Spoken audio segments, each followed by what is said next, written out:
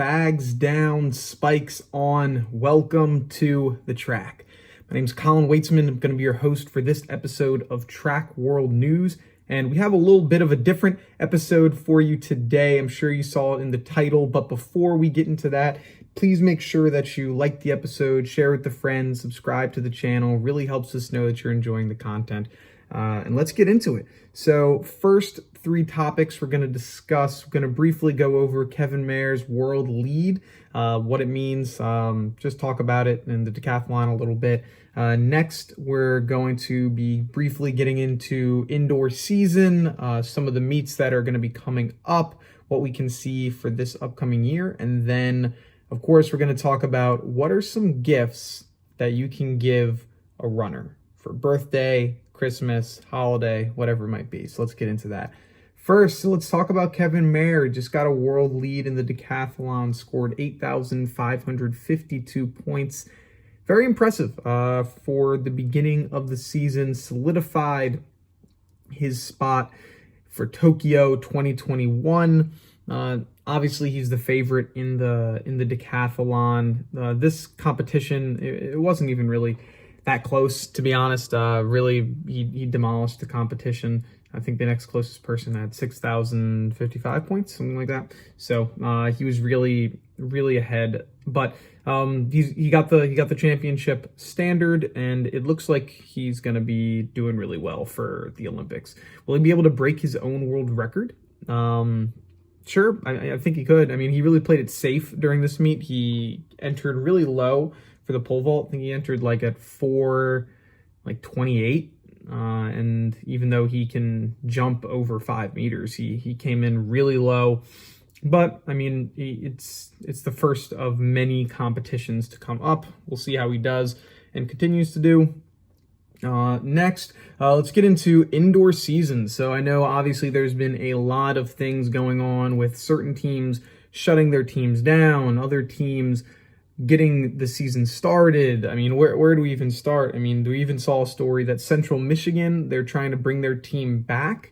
They thought that they needed somewhere around, I think, $600,000 to be able to, $300,000 to operate the team. And they're starting to get some sponsors, or they're starting to get some donors and people to bring the team back, which is looking great. We saw some other smaller schools and conferences like in Division II canceling their track and field championship, and it's been a whirlwind. It's been a lot of stuff that we have seen in the past couple weeks when it comes to the season, but there is some bright news. The teams seem to be competing. It's different though this year than last year, even though this is only the second official week of track and field for at least college level. It's definitely different than it's been in years past. How's it different? Well, instead of us seeing these major meets where you'll have 7, 8, 9, 10 teams competing, it looks like a lot of schools are going the route of less is more, where we're seeing a few quad meets, a few tri meets, even a couple dual meets, and of course a lot of inter squad where you're just competing against yourself. So a lot more smaller meets. I think that's probably going to be the trend for this season, at least for indoors. For outdoors, I see us probably going to a similar model, or not a similar model, but a similar model to the years past, where it's more schools. But this year, it looks like they're doing a lot more smaller meets, which, I mean, it depending on what kind of athlete you are, that's either great news or that's terrible news. If you're one of those athletes where you might get, nervous with a lot of bigger meets and a lot of bigger schools, I mean, this is perfect for you, because you're like, oh, great, it's only going to be 2 or 3 schools. I'm going to know the other competitors, and so it might feel like a practice. For other athletes that thrive in the, in the limelight, that really like the pressure, I mean, this sucks. This is awful for them, because you're not going to be having those major meets unless you're lucky enough where someone in your event group on another team is a really great competitor as well. So it's looking like it's most likely going to be those smaller meets for the schools that are competing. As I've mentioned, a lot of conferences have already announced that they are no longer going to be competing, which is terrible. So that means a few things. Like, are we going to see more athletes that they don't have, they do have eligibility, but their teams have said, we're not competing, are we going to see a lot of those athletes decide, hey, you know what? I'm going pro. I'm going to try to do this thing on an individual basis. I still want to compete. Obviously, this is for more of those top level athletes. You're not going to see someone that is, middle of the road, even if you're pretty good, trying to do this thing professionally, because it's really difficult. Obviously, there's not a ton of money unless you're on, near the top. So what are we going to see? I think that we might see a few of these bigger time athletes decide, you know what, I'm going to go professional. For example, like if Sydney McLaughlin or if Mondo Duplantis were in this, I mean, they've already gone pro, obviously. But if they were in, like, this was their freshman years, I see them saying, you know what, I'm out of here. I'm doing this professionally. There's no reason for me to stay here at Kentucky or stay here in LSU. So could we see any of those types of talents decide they're going pro? I think a few distance runners have already announced that they are. Let's see if that kind of sets something going on. If we're going to see more athletes deciding, you know what, I'm going to hang up my collegiate spikes for some professional ones. That'll be interesting. I want to know what's going on. So that's what it means for this indoor season. Nothing else really. For the professional circuit, I guess you could say it's a little bit different. We haven't had much news on any indoor meets that are going. One thing that is really interesting, I forgot to mention this earlier, all of these meets that I've seen scheduled for certain colleges, like I think Eastern Michigan has announced, or a few other schools have announced their schedules. All of the meets that they're competing in are on college campuses. I have not seen, and I might be wrong, but I have not seen any meets being held that are off campus. So, for example, the Armory, haven't seen a meet for them, haven't seen anything for Ocean Breeze, haven't seen anything for those types of meets where they're not being held on a campus. They're being held on a third party. Haven't seen anything yet. Could that have to do with some regulations of how many people can be in a place? Maybe. Is it just they're trying to, be safe? I don't know, but we're not seeing that. So that's going to limit the facilities and who can compete, because there's a lot of conferences. I know mine, for example, with the Northeast Conference, that doesn't have any indoor tracks within their conference. So you're all going to other schools, or they're going to be competing in, they would be competing at these third-party facilities. So we'll have to see what's going on there. So interesting for this season. Hopefully we'll be able to have some sort of normalcy for the outdoor year, but who knows? Now, as you know, if you're listening to this on the day of recording, we have Christmas coming up in 3 days. And if you are still struggling to find a gift to get your son, your daughter, your husband, your wife, your girlfriend, your boyfriend, whoever, a friend, and you just don't know what to get them, and the one thing you know is, hey, they're a runner, or hey, they compete in track and field, they're a thrower, they're a jumper, whatever. You know that they're a runner. I got a list of 1, 2, 3, 4, 5, 6, 7 items that you can get for them if you know they're a runner. So we're going to go from least to most expensive, kind of you can pick. And the difference that I'm going to have here, I'm not going to really go with those easy standard things that you would think of. Like, of course, you could always give them a gift card to Nike.com. Like, you could always just go and pick up a dry fit t-shirt or something like that. Like, those are easy ones that you don't even have to be a runner to know, hey, this is something that a runner would want, or hey, this is something an athlete would want. We're going with items that you might not think of, and a few of them I've recently found out, and they seem like they're really cool. They're gifts that I would like. If somebody were to get me one of these, I would be really happy. So number 1, water bottle, easy. That's something that anyone can go for. I mean, it could be as easy as a Gatorade water bottle, one of those squeeze ones. I would go through those constantly in college, always running out of them.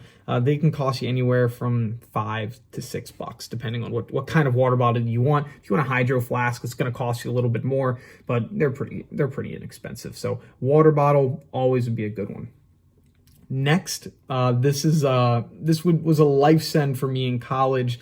The foam roller costs you about $15, but this is fantastic for any sort of recovery. If you got anyone that is a long time runner. They don't even have to be a long distance runner. This is for sprinters, jumpers, throwers, anything. You're gonna have to roll out after your workouts, whether you were lifting, you're running, you were jumping, you're gonna get sore, and these things are phenomenal. A lot of people don't have them, but I do know a lot of teams do. So if there's a college student that you have and they run track at college, they probably have them, and they probably use them pretty consistently in the training room.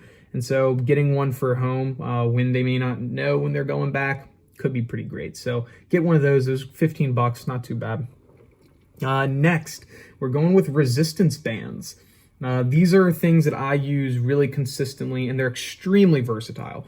So if you're using them to stretch, if you're using them for some type of strength training, they can be really, really good for flexibility, for strength, movement, and yoga, or whatever kind of stuff you're trying to do. Really, really great things, extraordinarily versatile, both in the weight room, if somebody wants to use them, putting it on like the squat rack or the bench rack, squat or bench press. You can use that there to have different kinds of lifts, and they're really versatile. Would definitely recommend getting those. Cost you anywhere from $15 to $30, depending on how many you're going to get. So would definitely recommend those. Running gloves. So these are mainly for your long distance runners.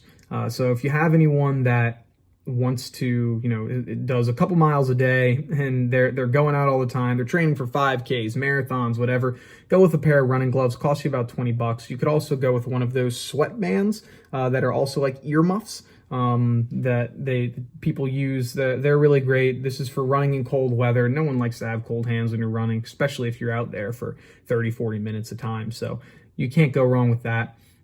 Next, so I would go with a custom backpack from Track Barn.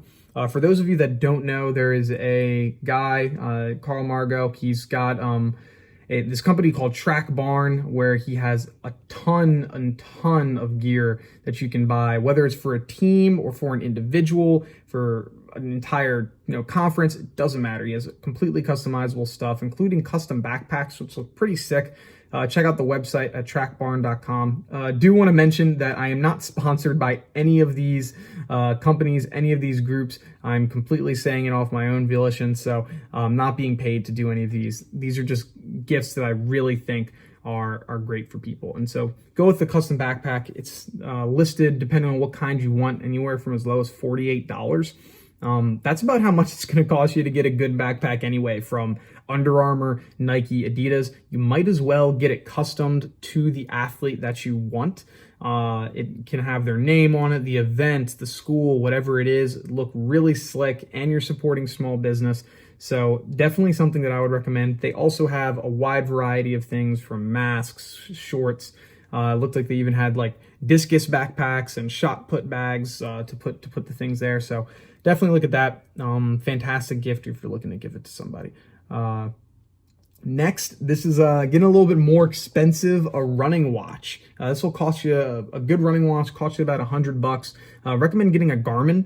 These are fantastic, helps track your times, your splits, some of them, your heart rate.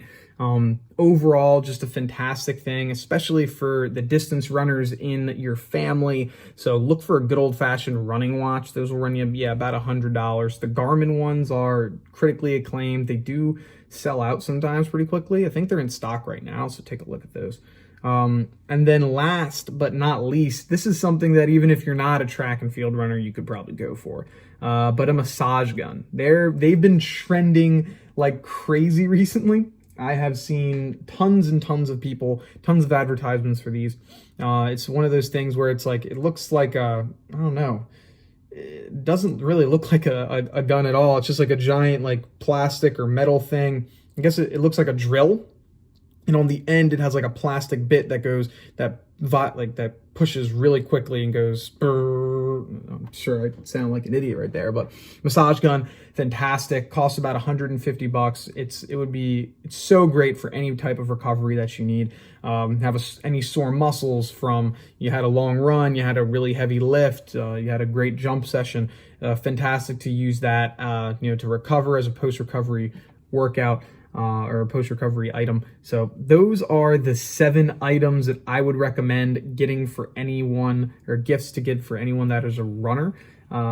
These are all solid options, and if I ever got one of these, I wouldn't be too upset.